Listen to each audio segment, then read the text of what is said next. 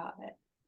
Okay, perfect. All right, so thank you all for joining us. It's our Northwest Missouri AHEC second annual virtual career chat of this school year that we're hosting with Brittany Manthe. She's the director of our behavioral health here at Mosaic Life Care, and she has graciously accepted to join us tonight for our virtual career chat. If you're not able to join us this evening, then please remember that we do save these virtual career chats on our website at nwmoahec.org under our virtual career link. So you're more than welcome to pull those up. They'll be saved throughout the school year. If you can't find it, then just reach out to me. But I will go ahead and get started. I'm not sure if I introduced myself, but I'm Taylor. I'm the Health Professions Coordinator with Northwest Missouri AHEC.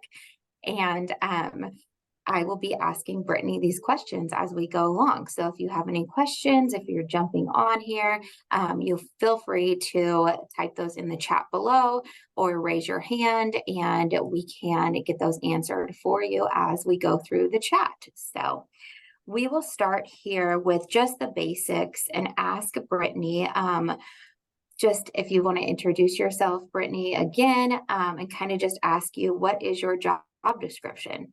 Sure. Well, my name is Brittany Manthe. I am the Director of Behavioral Health Services here at Mosaic Life Care in St. Joseph. I have a job description that's a little bit different. So the behavioral health department is comprised of about 18 different disciplines, to where we have inpatient and outpatient services. We also have inpatient procedural services such as ECT, which is electroconvulsive therapy, that we do Monday through Friday down in our PACU. It's kind of a hidden gem. A lot of people don't know that we have that service. So if you're interested as a student and would like to ever job shadow, that is something that Dr. Up he always encourages. He likes to have students, he likes to teach. So in my role currently with my job description, I have oversight of the inpatient and outpatient behavioral health services. We have adult inpatient treatment. We have a 24-bed locked unit, and then we also have a 12-bed med-surg unit that is outfitted to take patients on an inpatient side that have both co-occurring medical issues, but also acute mental health needs.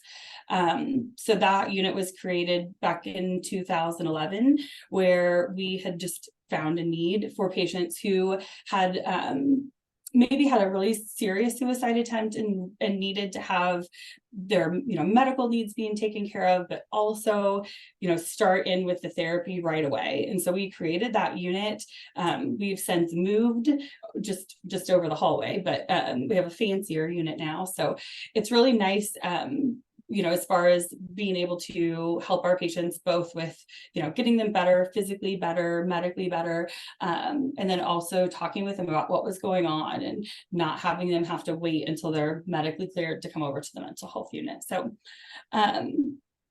it's a broad job description as far as we have nurses, techs, social workers, LPCs, psychologists, psychiatrists, we have nurse practitioners, recreational therapists, unit secretaries, we have a chaplain, a utilization review specialist, we have outpatient behavioral health clinicians. So we have a lot within our department, and it's a lot of fun to work here. So oh my goodness. That is a lot. That is a lot. So when you think of behavioral health, it's not just that one mental health unit, that you're thinking of first off, probably.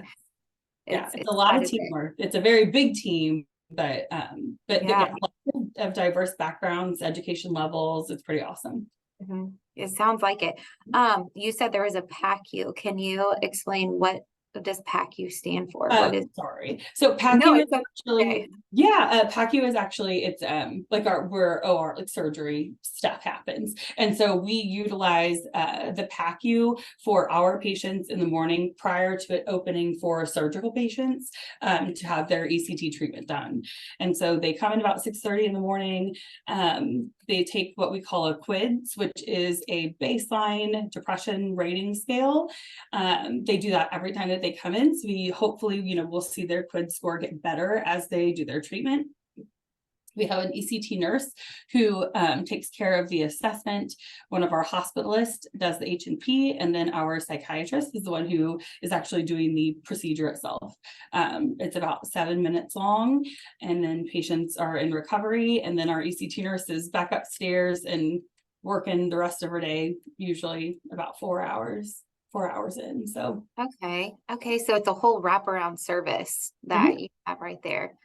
Nice. Nice. So what made you decide to go into this profession? It sounds like there's a lot to it. So honestly, I mean, I had my bachelor's degrees in law and criminal justice. I wanted to be an attorney. So this was it was a very weird I don't know, happening. I was working for a criminal defense attorney, getting ready to graduate, and I felt like I was not where I wanted to be. I had originally, when I started college, wanted to go into psychology, and all of a sudden it was like, I think that's what I want to do a month before graduating. So I met with my advisor at the time, and she introduced me to a woman named Dr. Monica Nandon, who was she taught statistics at UMKC for their MSW program. I thought a social worker was just somebody who took kids out of a home. I honest to God had no idea what it was. And so I met with her. She told me all of the things that you could do with a social work degree. I did my application, and she drove it to UMKC herself. And I started school there in like 2 months later. So it was weird. But while I was in school, I did 2 years in grad school at UMKC and learned a lot about all of the different things that you can do, with a social work degree or master's of social work degree. There are kind of 2 tracks. You kind of have the education research track, and you have a clinical track. At UMKC, you don't have to choose a track. You kind of choose it per your elective. So I was kind of able to do a little bit of both, but being able to, as a licensed social worker with a master's degree, you can see patients individually in private practice. You can you can do a whole lot of things. You can be the director of a behavioral health. No, who knew? So there are many different levels of social work. And so I kind of, as I graduated, I taught class at Missouri Western for a year. And I thought I wanted to do maybe something in like juvenile detention and, use like law and psychology all at the same time. And then I came to the hospital, and I haven't left yet. So I've been here a little bit, 13 years or so, I think, in behavioral health here at Mosaic. So wow. I was able to work at the VA. I mean, to be able to see patients both on an inpatient basis, outpatient basis. We have LCSWs who do, kind of private practice, so to speak, under the Mosaic umbrella at our outpatient clinic. I have 3 BHCs who are LCSWs who are embedded in primary care clinics.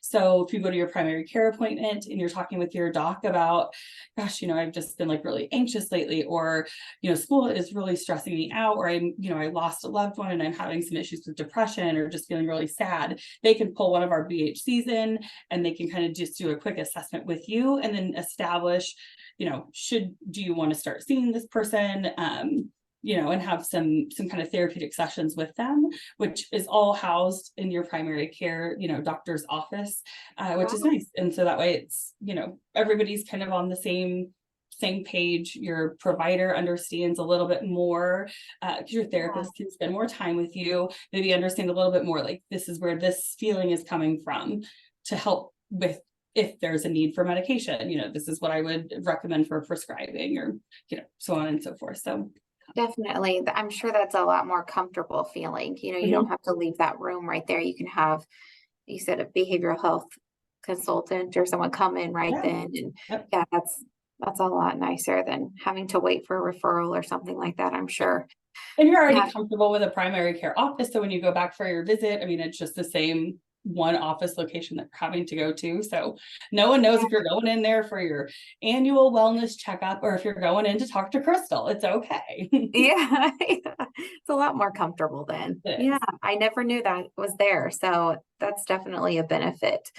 Do you have to renew your license every so often? You do? Okay. Yeah, I have to renew my license every 2 years, and we're required to have 30 hours of continuing education every 2 years.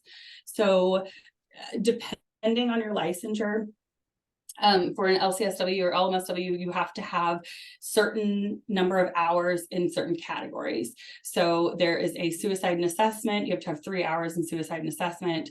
You have to have 3 hours in 3 or 6 hours in ethics. I should know this. Sorry, I think, and then It's every few years, so that's yeah, it is. And then there's also now cultural competency is one too. So a cultural competency and diversity, sorry, two different worlds. But diversity, yes, is one that's now required too. So okay. All right. So we kind of talked about your previous careers and your background. So really with social work, there's a lot of options. It doesn't always have to be healthcare. right. So you weren't always in healthcare prior to this. So that goes to show that if you want to go into social work, you kind of have a lot of different options to choose from. Yes. Perfect. What soft skills would you need for this profession? I know you said that you can have a lot of patient interaction. So I would say, yeah, human interaction in and of its own is huge. I mean, you have to be able to work with people. I would say you need to be able to work with people from a variety of backgrounds and have a lot of empathy about that. Not everyone was raised exactly how you are. And so being able to understand where somebody is coming from, that maybe in their household, cussing like a sailor was just completely accepted and normal. And it wasn't because they were angry. So when you're dealing with that person and you're having a conversation with them and they're, every other word is the F word, it may not be because they're upset with you. It could just be that's how they talk. Sometimes I think that's kind of the biggest thing is trust, being able to build trust with someone, being able to build that therapeutic rapport so that they understand, I'm not here to judge you. I am here just to simply listen. A lot of times I think when we have what's called a BERT team, so a behavioral emergency response team here at the hospital, and our social worker, two of them actually are part of that BERT team, and they respond when something is going on throughout the medical center that could be, a behavioral emergency. And, we were talking about it today, probably 80% of those calls are really just patients who need someone to listen. And oftentimes we're really busy. We're trying to, make sure that, we're taking their vitals and getting their medications correct and, doing some of these things to ensure their physical safety and their medical safety. But then also, there comes a point where sometimes you have to slow down and just sit down and listen to the person. It could just be that, they were maybe worried or anxious or upset about something. They were supposed to have a visitor come this evening and they didn't show up. And sometimes it's harder for people to articulate what it is that's bothering them. And so they just need some time.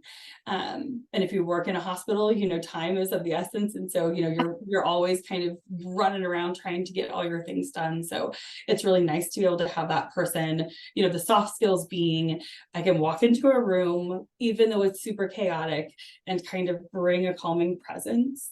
I think that's kind of what makes a really great social worker.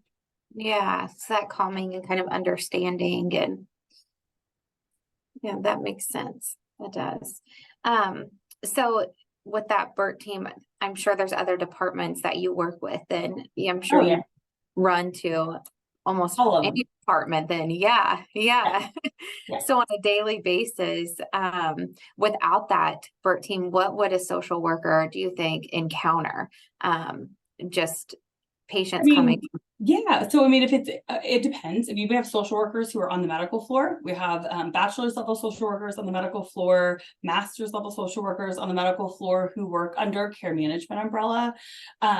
So those social workers may not have a license, but they are kind of taking on, again, I feel like social work is very much a holistic approach to just how you see your patient or how you see the situation.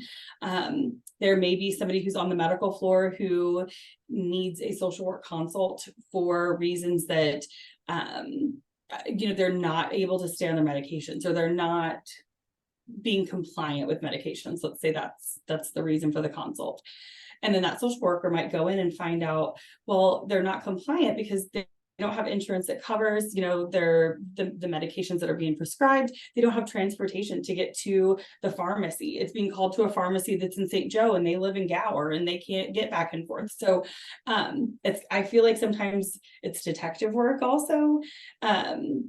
If you are working on the mental health unit, then our social workers take a group of patients. They start with them from their psychosocial assessment all the way to discharge. They are working on all sorts of things. So everything is, very individualized. So if the person is coming in with postpartum depression, then, we're going to be working on what is that and how can we kind of reacclimate you and baby. Likely you'll be on the MVCU. We'll have lots of, family group time. You're going to have time with your child to be able to kind of understand, where that breakdown went as far as the chemical components in your brain. It wasn't you didn't choose this. This is just what happens. And it could be someone who is, in college and they have their first psychotic break, and they, all of a sudden are, very paranoid and very delusional, and they are here in the hospital, and we're having to work with them, as their social worker from diagnosis to what's going on with family. How can we make sure that when you're discharged from this unit, we're putting you in the exact same environment that you came from possibly. So what are the things that we can do, to try to link you to services or help make sure, that you're supported when you leave the four walls. So there's a lot. We have our outpatient behavioral health social workers as well, who follow certain patients in the community that may need just some additional assistance to ensure that they can get to their appointments, that they can get the medications that they're needing, get to the support systems that they're needing to get to. Sometimes they don't have a driver's license, they can't get their birth certificate in order to get that.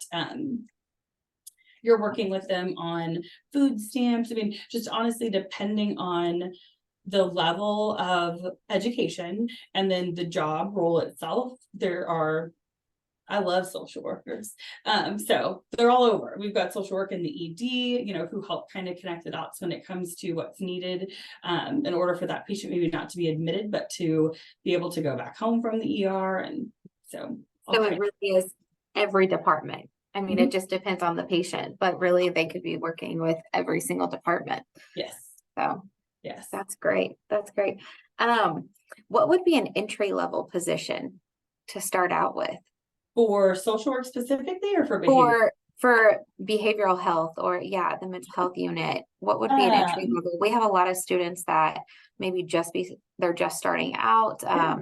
They're interested in social work, but they kind of want to have a part-time job or something like that. So what would be an entry level would be probably like our mental health tech position. So our mental now, it used to be that it required a CNA. Now they're doing the on-the-job training, and so we're a part of that as well. So those positions, we actually have, I think, I want to say 4 PRN student tech positions that are open, where they can apply for a PRN mental health tech position. It allows some flexibility, with schooling, but it also kind of gets you a foot in the door. It allows you to see kind of what is it like to work on a behavioral health unit. It's different than what people think. Sometimes people walk in and the expectation is that it's very jail-like, and everybody is in their rooms, and they walk in and we're doing yoga on the ground and I don't know, dancing around the unit. And they're like, everybody's out of their rooms. Yes, we want you to be out of your room. We want you to interact with us and get better so you can go home. So sometimes, that would be something that would be entry level. High school diploma is required, or GED, and then doing and I want to say it's maybe called a PCA. Okay. Okay, perfect. So the mental health tech. Okay, great. Perfect. So then starting out as a mental health tech and above, there's a lot of room for advancement, you would say, in this career? There is, I mean, there's a lot though that comes with education. So I can't knock that. I mean, we have our LPNs, we have our nurses. In order to be a BHC on the unit, you would have to have a master's degree in social work or a master's degree in as a licensed professional counselor. Okay.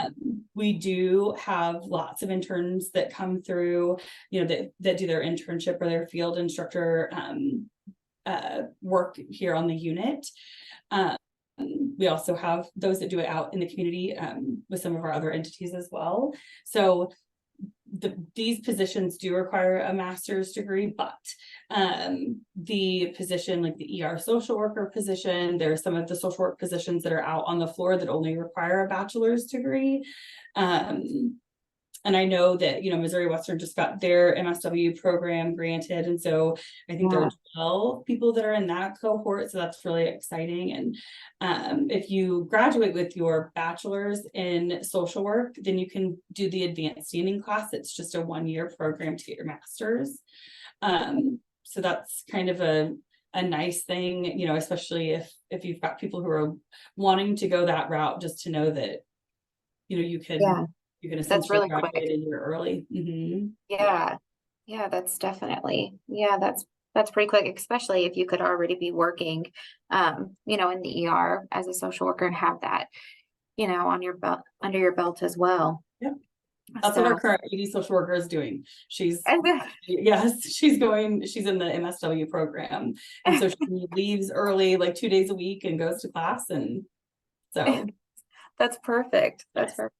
She's getting everything. Yeah. So you would say the classes and maybe clinical training would kind of be along those same lines as working as the mental health tech or as a social worker with your bachelor's and then going on as your master's? They're very different situations. So the Okay. tech position is going to be more of a nursing assistant kind of position where Okay. but again, I mean, it is entry level, it does get your foot in the door, and it does allow for you to kind of see what happens and what goes on the unit. I had two techs, one who was a sitter, and then I have one who was a tech, who both went to school to get their license, or to get their master's actually. And they have done that since then. So you don't have to go the nursing route with it, I guess, is where I'm going. Okay. So, but it's more on that side, the tech. Yeah, I think that, being able perfect. to, as an entry level, you see what it's like. And I think that it allows you to kind of see, do I want to go the nursing route? Do I want to go more of a therapy route? And so it's kind of helped our, those techs kind of guide which career path that they want to take. Perfect. All right. If you could say something to someone that's interested in going into mental health or social work, what would you say if you had some? Now's the time to do it.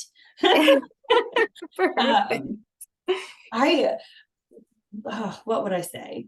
I mean, honestly, I think that do a job shadow. That's one of the things that I think is like really important, is asking for a job shadow and coming up and making sure that it is what you think that it's going to be. Oftentimes you see things that are on TV and then you get into the real world and you're like, oh, it's not exactly what I thought. Hopefully that's not how it is up here, but I think that doing a job shadow is always great. If you're interested and you have questions, I mean, feel free to reach out. Our caregivers are very open about, here's the good, the bad, the ugly. Here are the things that, that you may run into. But they're all pretty open about being able to, answer questions. It's a great career, I think, if you want to help people, and you want to listen and kind of, I don't know, be the advocate for people who sometimes who aren't advocated for all the time. So I think that's great. Those soft skills that you were talking about, if people have those. So, and I can definitely vouch for the job shadowing. I love when people reach out and they're asking to job shadow, in mental health, behavioral health. And then you always come back and suggest different times or specific times so they can see certain things that go on in your department. And so I think that's wonderful. You really want them to be able to see everything when they're job shadowing. Yeah. And so we appreciate that. So if you're interested in job shadowing, you would reach out to us at AHEC, and then we would just put in a request to Brittany, and she's great at letting us know, actually that time they wouldn't really see much, so how about they come at this time? And that's a lot more than we get from some people, so we appreciate that, because we want you to be able to see things that would be more valuable to you than just going for a few hours. So thank you for doing that, and for allowing all of the students to come shadow, because we've had some students, they're set on, they want to go into surgery, or they want to go into nursing, and then they get, next to the bedside or in that surgical, that OR, and then, they come back to us and they're like, what else is there to do? Because I really don't like that. So We don't saw bones. So social workers, we like to stay away from like bone sawing and math. It's a lot better, right? It's a lot better. All right. Well, is there anything else that you want to add? Your contact information, maybe I can share it if anyone. Yeah, if you want to share my contact information, please feel free to do so. You can email me. Sometimes it takes me a couple days to get back to email, so I apologize. I will get back to you. And if I don't, email Taylor and she can hound me. So, all right. You're very busy. We understand why. Now you have 18 different disciplines you said that you deal with and all these different floors. So we completely understand. But no, we appreciate you joining us tonight and taking your time out of your very busy schedule and sharing all of this information. I learned a lot tonight about the job description and how many different areas that you can go into just with social work. So I appreciate you and thank you. So you're welcome. All right. Well, we will save this video. It'll be on our website at northwestmoahec.org. And if you have any other questions, you can reach out to us with our contact info on our website. So we will see you next time. Thank you, Brittany. Thanks, Taylor. Bye. Bye-bye.